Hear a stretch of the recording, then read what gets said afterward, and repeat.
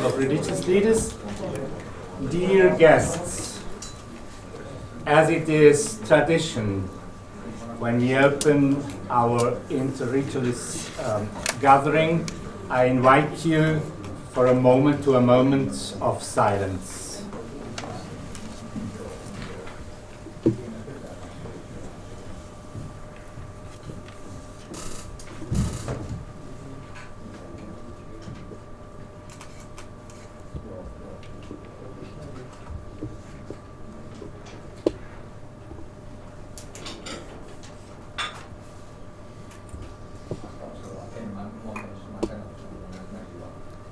Thank you very much.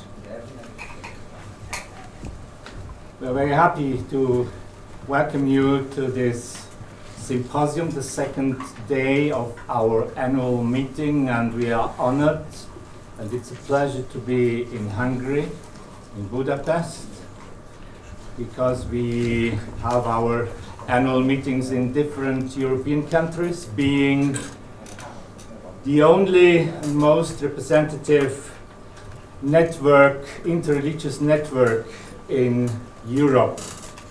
It's a free organization of senior religious leaders of the main religious traditions in Europe, bringing together 44 European senior religious leaders from Judaism, Christianity, the three traditions, Roman Catholic, Orthodox, Protestant, Anglican, Islam, together with Buddhists, Sikhs, Hindus, Zoroastrians.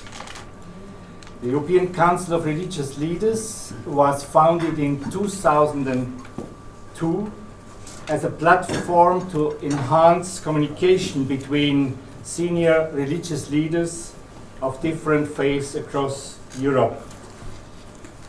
The Council draws on the spiritual, ethical, and moral wisdom and resources of the world's greatest religious traditions and leaders in order to support the building of peace, social cohesion, and security throughout Europe and the wider world.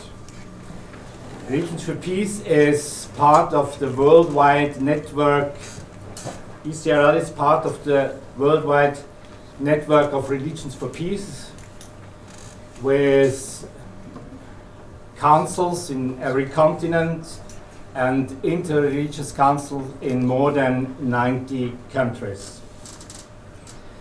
We try to come together to get to know one another, our traditions, with great respect, with interest also, without a hidden agenda, without political interests, because we want to be servants for the peace and social cohesion from the roots of our traditions. Different faiths, we are different. Common action for peace. I think we live in a time where all over the world and all over Europe we are aware about the challenges we have to deal with, challenges to bring people together, not to polarize, challenges to know what we as religious leaders, but also members of our traditions, have as a responsibility for the cohesion of our societies in our countries and also in Europe. We have some strategic priorities. I will mention them, that you have an idea in which direction our discussion goes, and we are more listener than speakers in a way, because we can learn a lot from other traditions. Priorities: advocating for the freedom of religious practice and belief for all. bringing religious leaders together to promote community cohesion and dialogue, understanding and supporting the integration of refugees and migrants across Europe, countering the rise of popular nationalism and associated xenophobia, addressing social and economic inequities and exclusion, building understanding and awareness of the conditions that give rise to violent extremism. I think it's important in our time to come together with respect, appreciating one another, and to deal with the challenges of the time we are in. We are very happy to be being invited by the Hare Krishna organization here in Hungary. There are always different religious traditions inviting us from year to year, and we had the joy to live the hospitality of our friends here in Hungary. And we are aware where we are. Hungary, an important European country with a long-standing history, are very interesting, with happy times and a little bit more sad times in your history, but belonging to the European family of countries, this rich continent. I'm very happy that I can welcome delegation of the Hungarian government. Fedor Tibor, head of the General Department for Church Relations, the Ministry of Human Capacity. Violeta Horvat, sorry, my Hungarian. Desk Officer for International Church Relations, Ministry of Human Capacity. And Madam, you will read the greeting of the State Secretary Miklos Soltes. You have the floor. Thank you for being here. Thank you. Good morning. Dear Symposium, dear ladies and gentlemen, due to the inaugural meeting of the Hungarian Parliament, I cannot be personally present at the Symposium. Therefore, please allow me to greet you with the few following lines.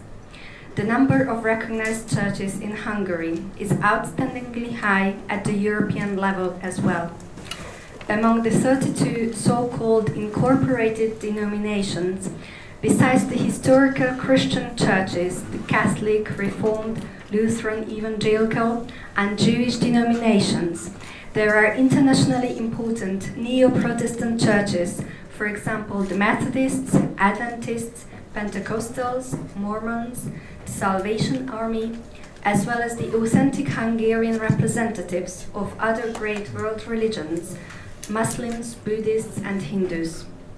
During the operation of the government, which considers churches as strategic partners, since 2010, churches have doubled their presence in the field of public education, social care, and child protection. About 13% of pupils attend church schools, and in the social and child protection system, the share of churches is about 23%.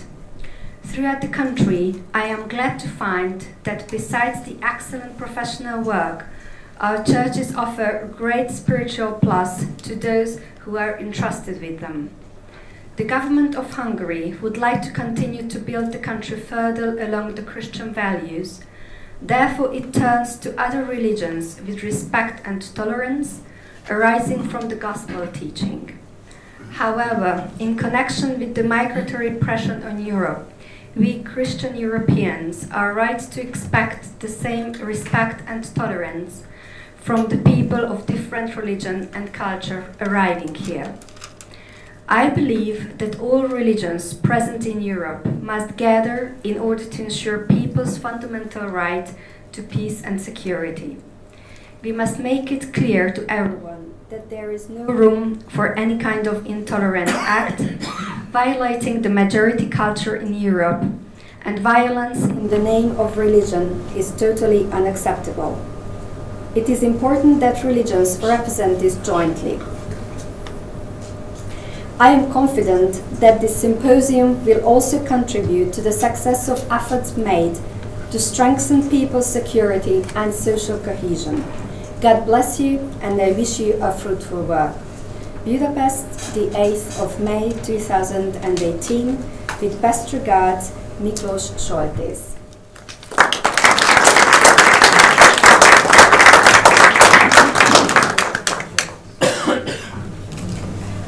Thank you very much for these words of greeting, and please bring our greetings to your State Secretary. You mentioned today's. I was a parish pastor, so you will understand. Yeah? Okay. You mentioned today's May 8th, and I think it's good to think about that 73 years ago. It was the 8th of May 1945. And again, a bit spontaneously, you can be seating. Let's have a short moment of silence for today's memory.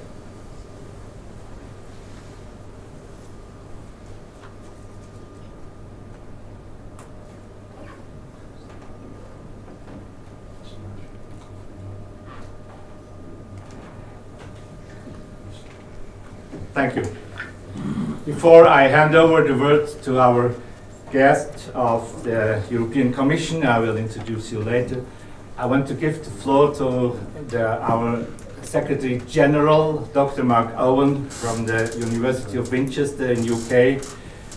He will introduce the aims and objectives of this symposium. Thank you very much. Do I need this? Okay, thank you very much, Thomas. Greetings to everyone. So I've been asked just to say a few brief words about the objectives of the symposium today. So as I think Thomas has already said, our president, the council here are here first and foremost to listen and learn. I mean, it's an exceptional opportunity, and again, I want to extend our great thanks to ISKCON and Swami Shibarama for inviting us to Hungary and giving us the opportunity to learn about the Hungarian context, about the situation of religious groups here, about their multi-faith, interfaith collaboration, and that's certainly something that's of huge importance to me.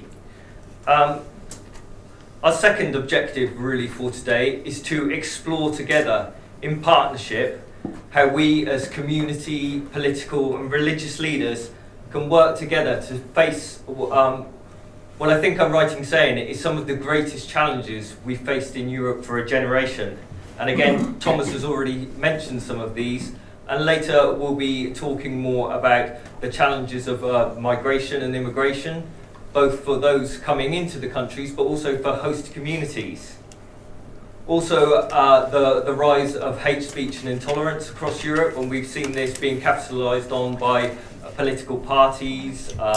We discussed yesterday in our internal deliberations how this is being perpetuated and capitalised, and we'll share with you some of our own thoughts. And also the challenges and contradictions in relation to freedom of religion and belief that we're seeing arise in Europe, and the contradictions and tensions in countries around constitutional law. And these are some of the topics we'll cover later in the symposium. In doing so, we hope to advance all our understandings and our thoughts around how we tackle these challenges together. And in doing so, enhance community cohesion and human security for everyone, regardless of their religious beliefs or non-religious beliefs and backgrounds. And thirdly and lastly, hopefully, as a council of senior religious leaders from the world's great religious traditions, we are here to share our wisdom and experience. As Thomas said, the council's been in operation since 2002, and we've had the great opportunity to have some members, very senior religious leaders who shared with us their wisdom and ideas and traditions, and we're hopefully going to pass some of those on to you. We recognise that it won't necessarily be the same for you and for religious leaders here in Hungary. And we're not expecting to reach any consensus or agreement today. In fact, I was reminded very vividly in our own discussions yesterday that we don't have to all agree on everything in order to recognise shared concerns for everyone and work closely together to hopefully overcome these concerns. So just remains to say thank you very much for coming, and we're really looking forward to hopefully some lively and enlightening debate today. So thank you very much.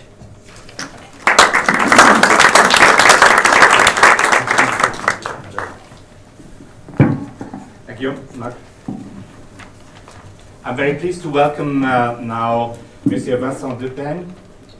As you can see in the program, Monsieur DePaigne is the new coordinator for the dialogue according to the Lisbon Treaty 17, the dialogue with churches, religious associations and communities, as well as philosophical and non-confessional organizations. You have to mention all the possibilities. Yeah, I understand. You are here for everybody in Europe. Yeah, believers, non-believers, everything. Good luck. Yeah. We are very happy that you are here, DePaigne, and you have the floor. Thank you very much.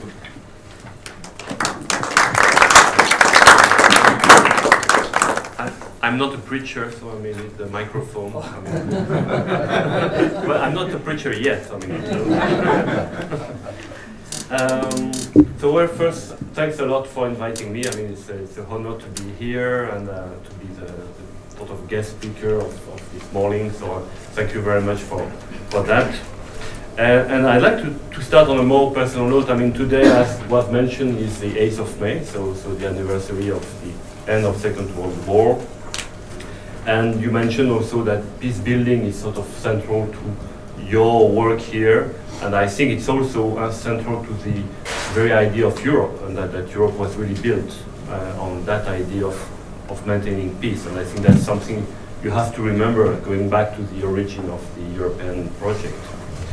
And I'm saying this because a few days ago I was with an interreligious delegation, a Belgian interreligious delegation, to the Auschwitz camp. And it was at the initiative of Belgian Grand Rabbi, Mr. Gili, and he gathered other religious leaders and non-confessional leaders. In fact, also a secular association was present. There were also teachers, so there was the education part of it. And it was an interreligious delegation which visited the camp, and the message was for the importance of having this memory of what happened, and also the importance of teaching, of transmitting, and of having every religious belief involved in that work. And as I say, it's very important, I think, for two reasons. First, it's very clear that, I mean, what happened in the Second World War, I mean, the genocide of the 20th century, be it the Armenian, the genocide during the Second World War, and also more recently in Rwanda, these were based on secular ideology. So it was not, I mean, it was really not about religion. But still, I think that everyone needs to be made aware of that. And we have a past history in Europe of religious wars. In fact, in my own country, France, we can consider that a sort of genocide against Protestants was committed in the Middle Age, when during the Saint Barthélemy there were a massacre of Protestants just because of their belief. So, and if you see the Middle East recently, the genocide against the Yazidis, so you have still the possibility that we always say genocide will not occur anymore, we'll take measures to make sure it doesn't happen, but it keeps happening. So I think that's one message, and I think everyone has to carry it. I mean, wherever you come from, I think that's one message that you have to prevent the mass atrocities in general and the worst form of genocide. That was one important message. The second one, I think, also is that when you go, and it was my first time I went to the Auschwitz camp, and when you go to these sites, you feel, and I had a discussion with a young Catholic priest about there was a recent press article, maybe you've seen that, an interview of the Pope, where he said, well, hell does not exist, or it's not really, I mean, there was this discussion, what is hell? And so I had this small discussion with the Catholic priest, and he said, well, of course, I mean, we have moved in the Catholic Church, and in general, I think the Christians have moved away from a sort of a childish view of hell, where when you are thrown into a fire and there are bad places. It doesn't mean that hell does not exist. I mean, for him, he said in the theology, the recent Catholic theology, is more the absence of God, or where the nihilism, if you wish. I mean, and that's what you see in Auschwitz, when there is nothing left. And religion or spirituality comes in when nothing is left. There is still something left. I mean, that's probably the whole idea of what religious belief can bring. And if hell does not exist as a scientific fact, it still exists as a moral or psychological fact. And if you want to have an example, you go to the Auschwitz camp, and probably you have an example of that hell does exist on Earth. So, and I think there, again, I mean, it's important not to stay with this message of desperation, but to have a message of hope. And I think that's where certainly religions can bring something to humanity, and that the spiritual message is something something important.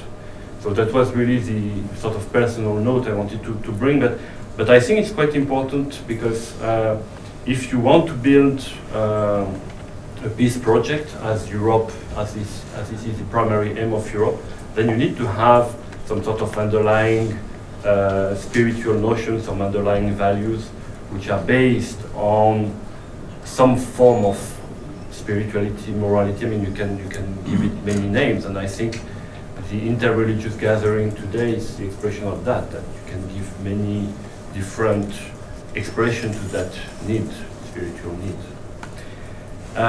Coming back to the, I want now to turn to how we see interreligious dialogue from the European Commission or the European institutions. As was mentioned, sorry, yeah. Without or a little more? There. Does it go? Is it okay? Can you hear me? If you can't hear me, please. Yeah, okay. Yeah.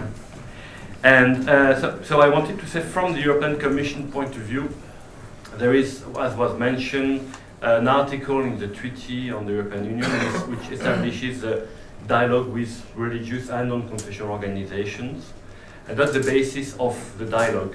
This article says, in its first part, an interesting thing, that the organization of religion is a matter for national law. So member states are free to organize, and that's an old European tradition. In fact, if you go back to Westphalia, that each member state is responsible and can organize religious matters on its own, according to its own tradition, and I think that's an important part.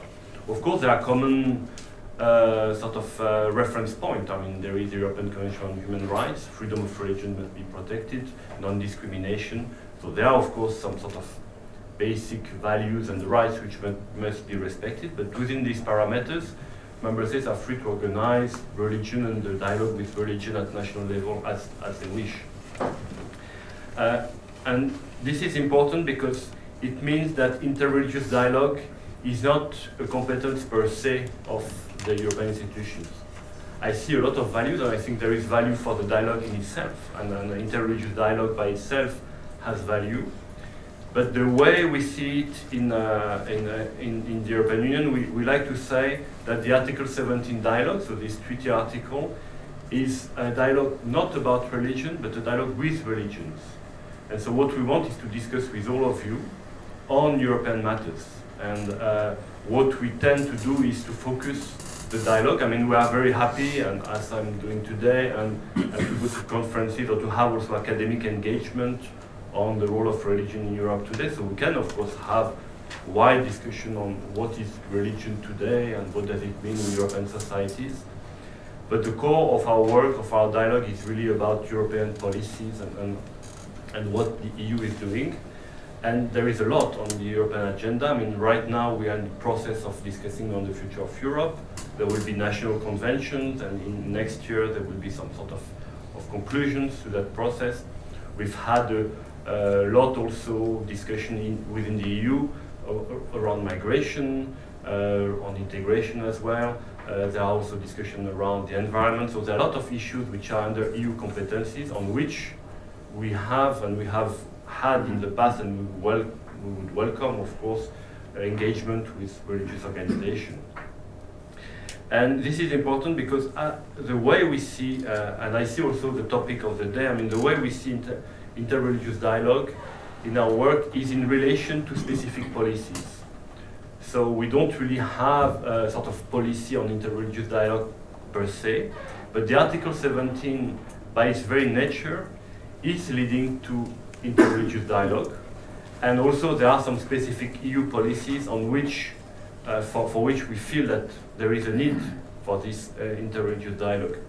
First, on the Article 17 dialogue, the way it's organized, it's based on meetings, on yearly meetings. So every year we have what we call high-level meetings at the level of First Vice President Timmermans. So once a year we have a meeting with religious leaders and another meeting with non-confessional leaders. So there are two separate meetings for these two aspects of the dialogue. So we have these high-level meetings at the level of commissioners and at the political level. And then we have also more technical, practical meetings that we have with different organizations on specific topics, migration being one of them. And during the refugee crisis, we had a specific meeting dedicated on the issue of asylum seekers and refugees. That's one example. So, and there, in these meetings, we invite and we make sure that we invite, of course, the main European religion, but also minority religions. So, and I have some people in the room attended. I mean, we make sure that we invite the Baha'i, the Buddhist, the Hindus, so that they are also representative of minority religion. The Mormons as well are coming to these meetings. So of course, these meetings are gathering 10 to 15 representatives, so it's a small meeting. But we try to make sure that there is a variety of religious representatives in these meetings, aside from the major Christian, Muslim, and Jewish traditions. And there, even though it's not the purpose of the meeting, the purpose is really to, in this high-level meeting, each year, last year was on the future of Europe, is to discuss with political leaders on the major topic of the year. Even if the purpose is not interreligious dialogue, in practice we gather different religious leaders. So, and you can see that there is a dynamic during the meeting. I mean, that there are consensus or that there are similar ideas emerging or divergence. One interesting aspect in many of these meetings is that you can find, even also if you gather religious and non-confessional representatives together, which doesn't happen often, it happens, you can often see a convergence among the participants, and that on many topics there would be a sort of converging views on the future of Europe. I mean, the need for the human dimension of the future of Europe, to take into account the social dimension of the future of Europe, for example. On the other hand, many of these representatives will acknowledge that within their own church, within their own religious tradition, there are divergences, there are differing views. Migration is one typical example where they would say, among us, within the church, we have division between those who want to be more welcoming to refugees, to migrants, and those who say, well, no, we have to be more protective. And they acknowledge that within their own, and I think that's an interesting aspect of these meetings. One other aspect where we see a value for interreligious dialogue is in a number of, and this has emerged from our meetings, is a number of concrete actions that has been developed by the Commission. Then one aspect which keeps coming back and which is following from the gathering of ministers in Paris on the whole action plan against radicalization and the issues around religious radicalization. And a lot has been, keeps coming back from the religious leaders, concerns education and the need to ensure that if you want to fight radicalization, then you have to start from the beginning, from the origin of it, and from the education side. It's clear that education, not as strictly as religion, but is also a national competence. But there are aspects which are dealt with at EU level. I mean, there is the exchange of students, Erasmus, so this big program of student exchange. So there is the European dimension. And there is also the idea that Europe has, I mean, you must also teach Europe. You must also make sure that pupils across Europe know about the European Union, not only about the technicalities of the institution, because I mean, that can be very boring even for us, but to know more about the history. I mean, why and the purpose of the EU. And I think that's when you think about the future of Europe, you really have to go back to the origin and what is the EU about. And this is something on which we consider that we could do more. And the Commission has proposed a recommendation which is called Recommendation Promoting Common Value, Inclusive Education and the European Dimension of Teaching. It's a long title, but which means that there are some values at European level which are in the treaty, some values of non-discrimination, of freedom of expression, freedom of religion. I mean, so there are some values at European level which must be transmitted, which are also in the national constitutional tradition as well. But they exist at European level. And that the EU itself also is a subject for the origin of the EU and why it came about, so to explain that to young pupils.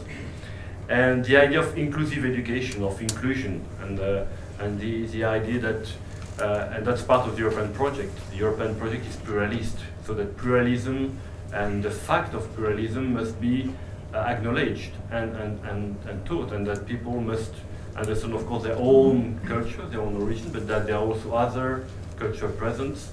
And this teaching is both for people who are, one could say, even though now the notions are losing their meaning, but they still have meaning. I mean, the majority must know more about other parts of the population present in the country, and the other way around. I mean, newcomers, and that's one part which also on which we have been working is on integration.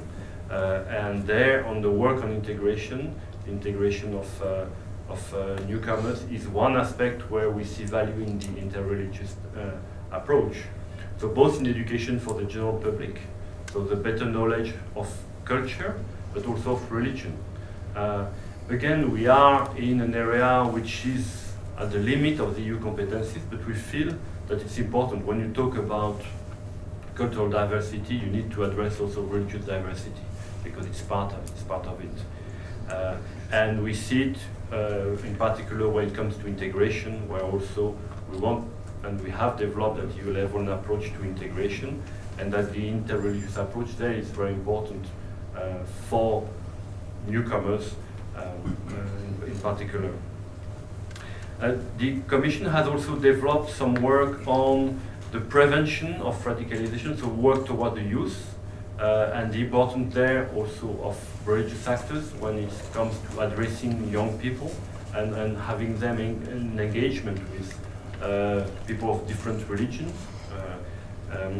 We have been doing some specific work also on prisons and the work, and there are also the presence of religious aumôniers, we say in French, I mean chaplains in prison. So we believe that there also the interreligious work would make a lot of sense. One last example I would like to mention and I think it's the year of 2018 is the year of the European cultural heritage. And we had a meeting with Article 17 partner at the beginning of the year, because when we talk about cultural heritage in Europe, we talk of course about religious heritage as well. And it's very varied. And I think it's very important that we have also an interreligious approach to the cultural and the religious heritage. It's of course, and the physical heritage is of course predominantly Christian, but there are also other traditions which are present. I mean, yesterday I understand that you were at the Hare Krishna temple, so there are other also buildings. There is discussed with an imam from Belgium, and he said that they had this project of having an exhibition on the 200 historical Muslim sites in the EU, which are historical sites. I mean, of course, they would be present in countries like Spain or in the Balkans, but you will also find it in Paris with the mosque of Paris. So there are very different traditions. And when we talk about heritage, it's not only physical heritage; it's intellectual heritage as well. And our non-confessional friends also came up and said, well, we may have, I mean, there are few Freemason buildings across Europe, but we may not have buildings, but we have intellectual heritage that we would like to share. So this year of cultural heritage is a call for projects. So if you have projects, ideas, you can of course, I mean, contact me. We have colleagues who deal with the year of cultural heritage. You can get some sort of parrainage from our support from our Director General on dealing with cultural matters. So these were a few elements I wanted to bring to the discussion, and I'm really happy to answer any questions or comments that you may have. Thank you very much. Well, une invitation. J'aimerais parler un peu français. Parce qu'il y a d'autres langues que l'anglais. I told him that I would like to say one word in French, because there are other languages in the world than English. But I'll continue in English, of course. That's an invitation. Thank you very much for your remarks. Please, the floor is open for your questions or remarks. Please. Maybe you can introduce with one word yourself. Yeah, there's a micro. Thank you. Thank you. Hare Krishna. My name is Madhupati Das, and I have a question. Some years back, like 2-3 years back, I had the privilege of attending as a visitor. This doesn't work. As a visitor at a committee meeting in Brussels, the committee of the European Parliament, and the subject was the role of religions in preventing radicalization of youth. So the role of churches and education in the prevention of radicalization of youth. And the meeting, there were several speakers, but apart from one lady whose constituency is in northern England, and who spoke about a very nice example of interfaith cooperation in her city and in her constituency, the speakers were almost unanimously blaming religions for the radicalization of youth. It is suffice to say that there were no less than 4 Freemason organizations invited to speak, all of them from the tiny minority of atheistic Freemasons, because the 90% of the Freemasons of this planet are theistic. But they picked 4 organizations who were atheistic, and they were all blaming the religions for the radicalization of youth. So that was the whole conclusion of the meeting. I was actually appalled, because my view of my religion, and because of the very intense interfaith communications we have here and in other parts of the world, we have a completely different vision. Now I would like to ask you whether this vision is maintained in in the EU or whether this is changing. Thank you. Thank you. Thank you. Well, you refer to people who were present in the meeting. I don't think this reflects the official EU view. I mean, people are free to express themselves in meetings, and so we can't be blamed for the, the views of Freemasons, of people in these meetings. But I'd like to refer to my starting point. I mean, if we talk about radicalization, I mean, we had radicalization in the 70s, which was political radicalization. We had racist ideologies in the past, I mean, during the Second World War. So you have radicalization which has roots outside religion, which are based on secular ideologies. So to try to start blaming one particular tradition for radicalization is really unfair. I would prefer what I mentioned, I mean, the self-reflection that I've seen in some of the Article 17 meetings, where each participant would look into within its own community where there might be instances of radicalization, and you would probably find it in many different traditions. I mean, maybe not yours. I mean, but I mean, in many parts of society, you would find it. So I think it's more a matter of trying to reflect on your own rather than start blaming the others. So I think it's more the approach. Again, I mean, these are, especially also it was in European Parliament, so these are public and open meetings. So it's difficult, and I think it would not be good from our side to start telling people, I mean, controlling the speech of the people who come, and some of them, there might be disagreements. Well, that's, but that doesn't really reflect the view of the Commission. It's very, again, I mean, it's very clear that per se, religious matters are not in EU competence, but we on our view would be contrary to what you mentioned. I mean, what was said in that meeting, as you mentioned it, is that on the contrary, we don't think that religion should be put aside, but on the contrary, more engagement with religion is needed. I mean, that's why we have the dialogue, and we need more of it rather than pushing religion outside and leaving it on the side. So that's really our approach. Thank you very much. May I add one small question? We are the only multi-faith network in Europe, and all our traditions are represented in Brussels, but separately.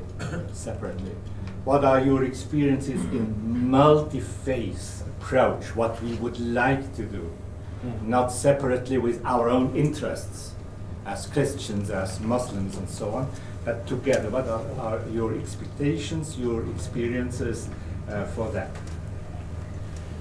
Well, as I said, I mean, I think on this reflection around education, the prevention of radicalization, the fight against racism and xenophobia. And I have one example in mind. I mean, we had a Finnish delegation, and they explained that in Finland they have a good network of interface network. And they said it's a very valuable thing that we have it, that we have developed it over time, because when there was a terrorist attack recently in Finland, or when there are, I mean, it's good to develop interface dialogue in good time, because in bad times you have this network, you have the possibility to react quickly. So we have this, so I think that there is this value in itself of the interreligious dialogue. Again, it's not something on which we have a specific competence, but then it can be related to some of our policies, where this interreligious approach allows people to better, I mean, again, I think it's coming back to the education, I think to this education to difference and to have a better knowledge, again, of your own culture and of other people's culture. And I think that's where I would see the most value in the interreligious approach.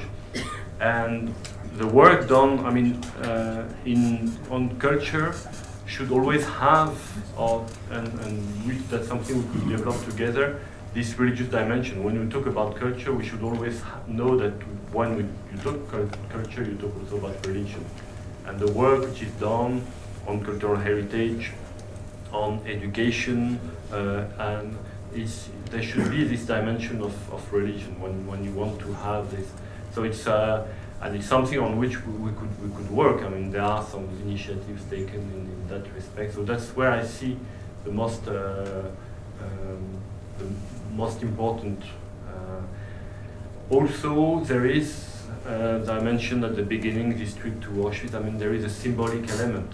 The interface. I mean, the gathering of different religious leaders at some difficult moment, it sends a message. So it's more symbolic. It's more, but it's very important. It's a message. It's a political message in some ways. And that I think is also very important. Symbolism is very important. We are all together on one boat. Yeah. So there is time for one or two short questions. We will have a discussion after the panel again. Please, you may introduce yourself. Ulrich Kisch from the Hungarian Jesuits. I just wanted two questions. The first, how do you feel about the recent speech of President Macron? Is this the end of laicity? And what are the consequences of its end? The second is, you emphasized, and you are right, the role of education. You didn't speak, and in this kind of discussion I miss generally the role of the media. What to do about it? Yeah, two good questions. I mean, for me it's difficult to, although I'm French, to comment on Macron's speech because it's really a national matter. So I mean, what I can say personally, I mean, I've listened to that speech. I don't think it's the end of laicity because he's saying I'm talking from within the framework of laicity, and there is some sort of distinction which is often made, which makes sense to a certain extent, is that the state is secular, but society does not need to be secular or does not need to have this neutrality. So. And this, I would certainly personally agree that secularism or laicity is a legal concept, and it's a very important legal concept. But it does not mean that society as a whole, or people should be, or association or civil society should be organized on that basis. But it's more, it's a state and a legal matter. It's a very long discussion. But I don't see the end of it, certainly. It might be a shift, but I think it's still, we are within the framework of the French laicity. On your second question, the role of the media, that's a very good point. I mean, it's something we are discussing. I mean, part of our discussions, recent discussion in the European Commission, and only a few days ago, there was a communication and a package on artificial intelligence. So there is a lot of discussion, and that's something on which we will want to engage also with religious and confessional actors, the ethical dimension of artificial intelligence. But that's very wide, and the social dimension. So that's a whole new topic, maybe also for future discussion. But aside from that, within that frame of artificial intelligence, I mean, within that framework, there is a whole issue of fake news and of the democratic debate. So it's something also that the EU is addressing. And where we want to have, but it's more, so it's a work towards the media, and where this whole fake news and the link with artificial intelligence, with the internet, with the spread of fake news, which is, I mean, fake news are as old as the world. I mean, the spreading of false rumors has happened for a long time. But the way it's being done now on the internet, how it is spread, and the algorithm which are behind it, and that's a reflection that we are starting now. And of course, we want to involve the media and also the major internet companies, Facebook, YouTube, Twitter. We already have signed what we call a code of conduct with these major companies on the spread of hate speech. And they have started to work, a commitment to identify quickly the incentive of hate speech and to remove it also very quickly, so within 24, 48 hours. Again, also for incitement to terrorism. So that's something also we are working with the internet companies. Thank you very much. Well, then thank you for your sharing your experiences, and please, you're free to be part of the discussion after. Thank you very much. Thank you. Mr. DePaigne.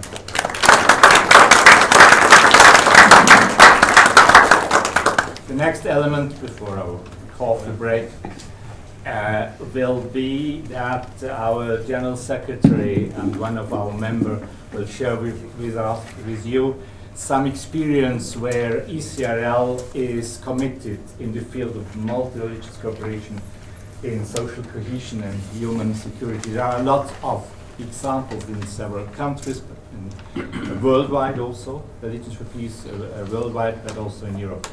Please, the floor is yours. Thank you, Thomas. Okay, so this is our opportunity, hopefully, to give you a few examples, as Thomas said, of the type of work we've been doing as the European Council of Religious Leaders. And I'd like to invite one of our Vice Presidents, Jamie Cresswell, and Imam Zanolo to come up and join me. Jamie? So, Vincent rightly said, religions coming together is symbolically hugely important. But one of the things we've also been trying to understand and articulate better is what is the added value of an organisation like the European Council of Religious Leaders.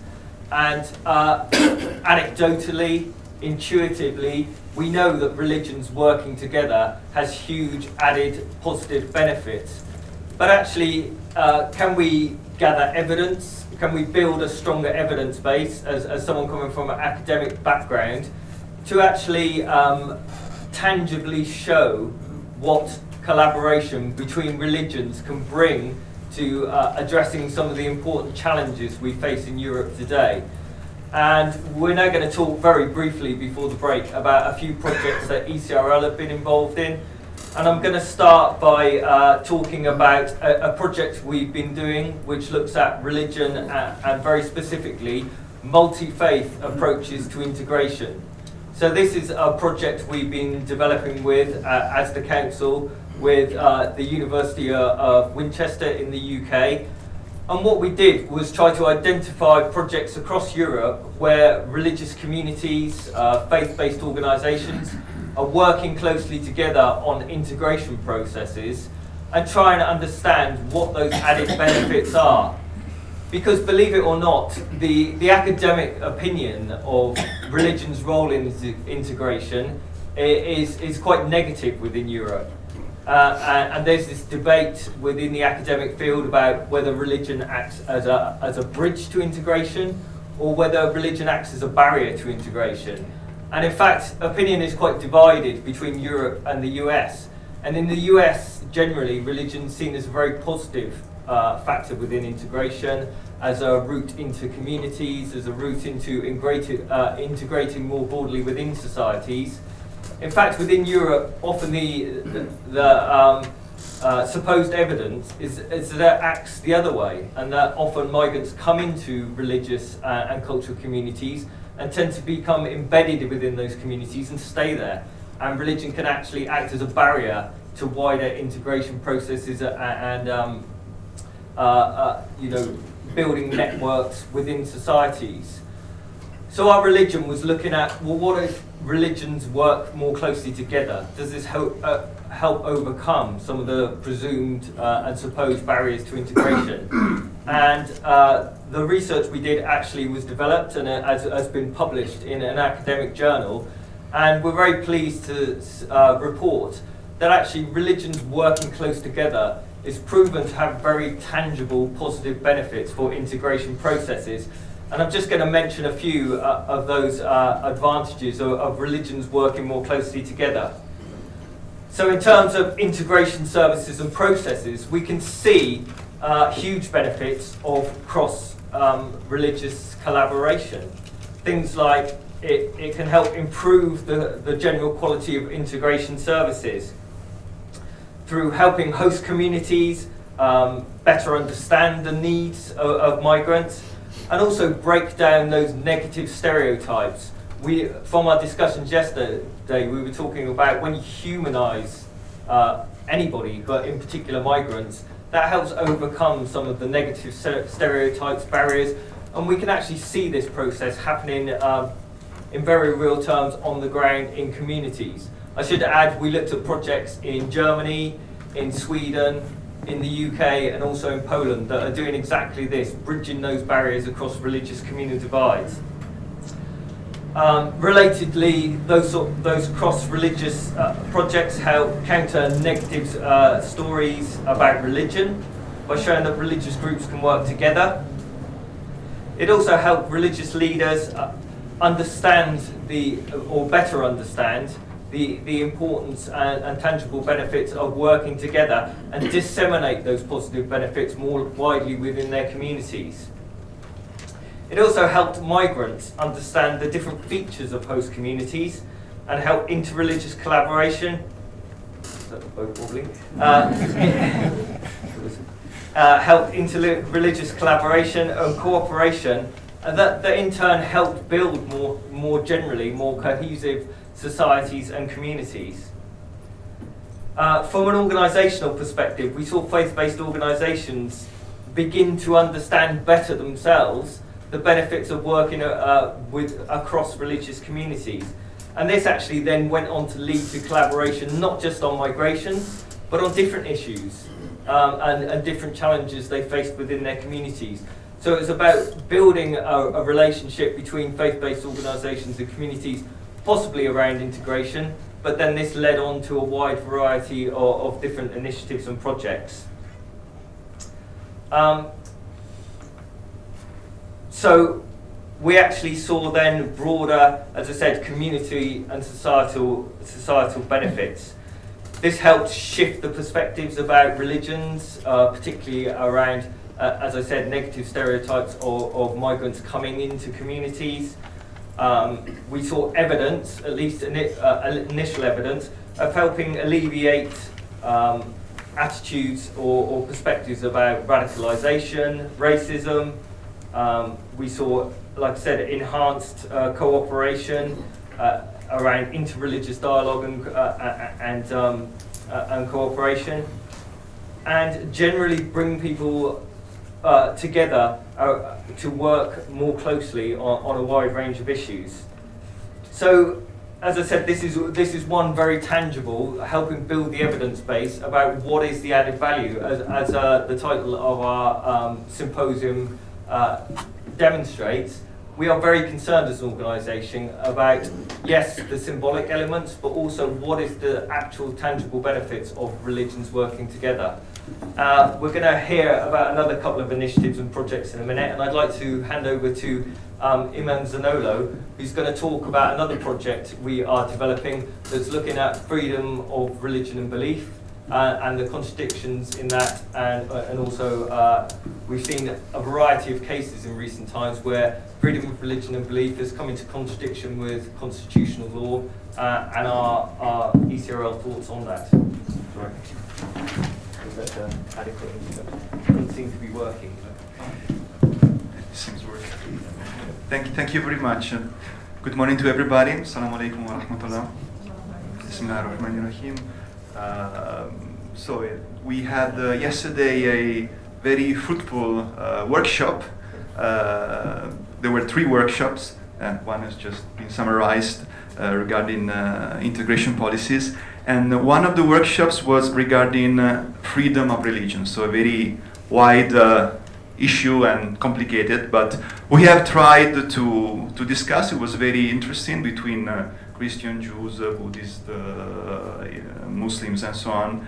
And I will try to summarize in 4 points what we have discussed. It's not that easy, of course, because there were very also different kind of attitude and interpretation, but I will try in 4 points to summarize the results of the workshop we had yesterday. So first point is regarding the recognition in law of freedom of religious practice. We have stated, we have found all the thoughts of all we have thought together of the different representatives, that any kind of recognition in law, so legal recognition of any of the religions, must start from the respect of the entire complex of faith, religious, as well as cultural identities.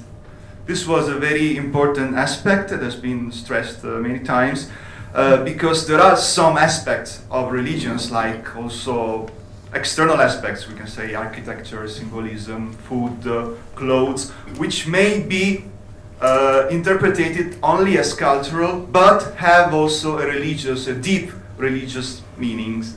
So these aspects must be also understood as a whole complex in the religion phenomenon. And all this complex of the different religions must be respected in the equal dignity of different religions and individual religious identities. This, in order to summarize, is what we have stated in the beginning as a first point. As a second point, we have talked about what has been addressed also before, laïcité, or many of the members have used another word, is secularism. There are different interpretations of these two words. In some cases are similar, but we have stated together that secularism must be interpreted as an inclusive secularism. What does it mean? That the public space must be neutral, rather than owned by a unique mainstream culture, and must not be an ideology. If secularism or laïcité becomes laïcism, we have the risk that we step out of from freedom of religion to freedom from religion. That is a very other important point that we have all agreed on. Third point is a possible answer to the question, how can cooperation between religious traditions and communities enhance current activities or initiatives? Of course, we know we are all different, we have different theologies, we have different symbols, and this cannot be, of course, put together. So, what can we do as different adherents of different traditions? We should work by sharing and increasing a common sensibility for the sacred, a common sensibility to honor what is universally meant as sacred, as something that gets us the possibility to access to a higher dimension, a spiritual dimension. And to stand, to protect what is sacred, regardless that is of my community. We have given some different examples. For example, if some particular country or state ban one kind of ritual for one religious community, banned slaughtering according to the ritual traditions of Muslims, of Jews, for example, the Hindus, of the Buddhists, or the Christians should stand for this right to be recognized again, and also the opposite, of course. So each religious identity must stand for the protection of the universal meaning of sacred. For each case, this has been agreed for all the members, and this common sensibility must not be burdened by theological exchanges, or even on the opposite side, ritual togetherness or syncretism, so mix of different rituals. As last point was the question, what is the religious dimension of these approaches? And as a result of all these 3 points, hopefully, we say inshallah, so if God wants more social cohesion, we think that the religious dimension cannot be found in practical meanings, but the result goal to protect, in a general sense, the world and promote peace is indeed a very deep religious dimension for all of us. I hope that all the members of the workshop agree with me. I try to summarize. Thank you very much again. Thank you. So another project that we're working on in terms of freedom of religion and belief is we have entered into a partnership with the International Institute for Democracy and Electoral Assistance, which has member countries from around the world and advises on electoral reform, democratic systems, etc. And as a multi-religious body, we're acting as a consultancy forum for the organisation to think about how they might advise member states when devising constitutions, when amending constitutions, how to deal with the difficult issue of freedom of religion and belief. So that's just another example of a project we're working on. So I'd now like to invite one of our vice presidents, Jamie Creswell, head of our Dharmic cluster, to say something about incitement of hate speech and incitement of violence. Thank you very much. My name is Jamie Creswell. I'm from the European Buddhist Union and one of the vice presidents, as Mark said. We were looking at hate speech and incitement to violence in our small group. And I think one of the points that came out was this issue of hate speech is a now issue and it's also a future issue. So how do we deal with those two aspects? Well, the future, very clear, I think, and what came out was education, education, education, as a politician once famously said.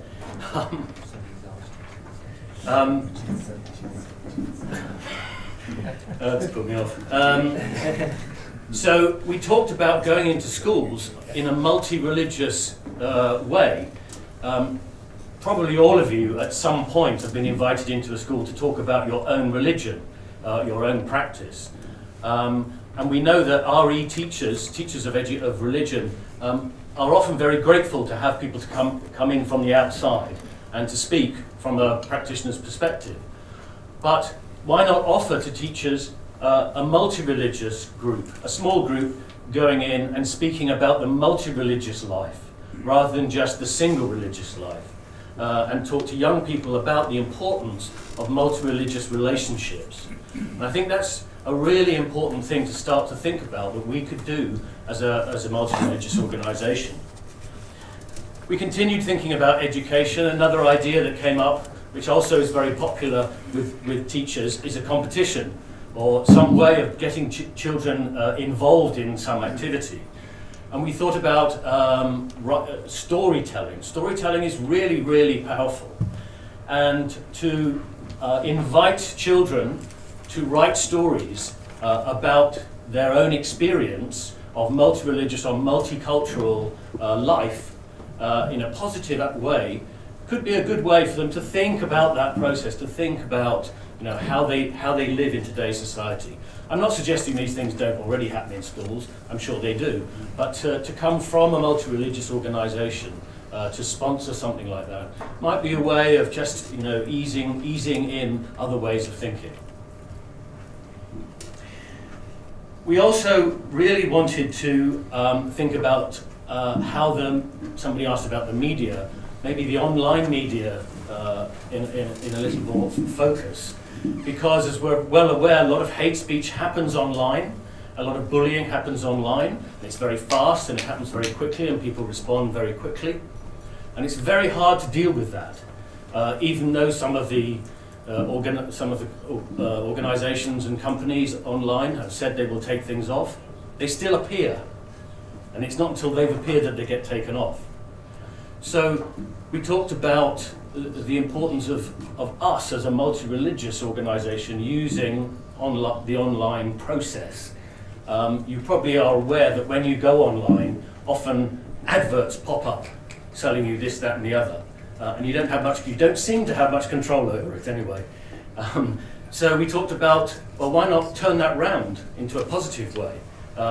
Okay, it may cost money, but using advertising to place positive messages, positive multi-religious messages, rather than Amazon selling you something, So, just being creative about how we use the media, I think, could really work. And I think this is where the multi-religious aspect really comes in, because, in a particular area, if there's an issue, the multi-religious group can get together and think about best ways to use the online media. We also thought that news these days mostly goes through online platforms, and we're well aware that there are certain platforms which are anti-religious or right-wing or anti-cultural, different things happening.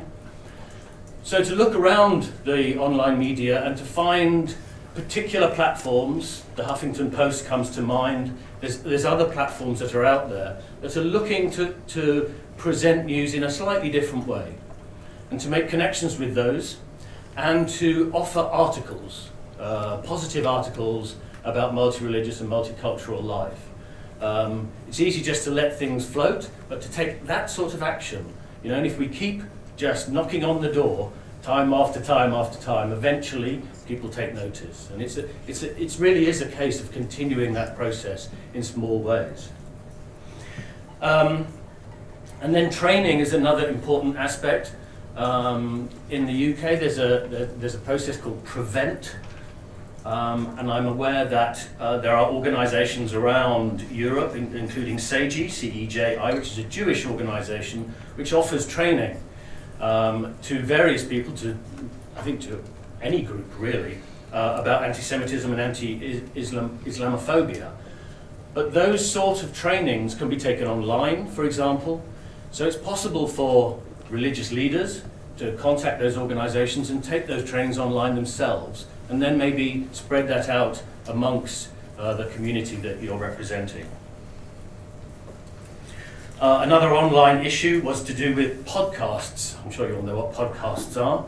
They're little radio broadcasts that people can listen to. For us to make interreligious, multi-religious podcasts of dialogues that people have together.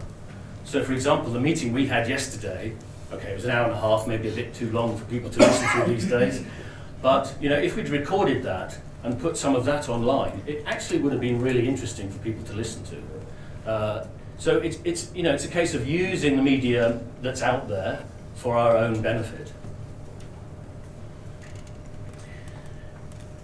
I think that's probably enough to give you an idea of the sort of things we talked about and that we are thinking about, and hopefully in the future we can start to develop. So thank you very much.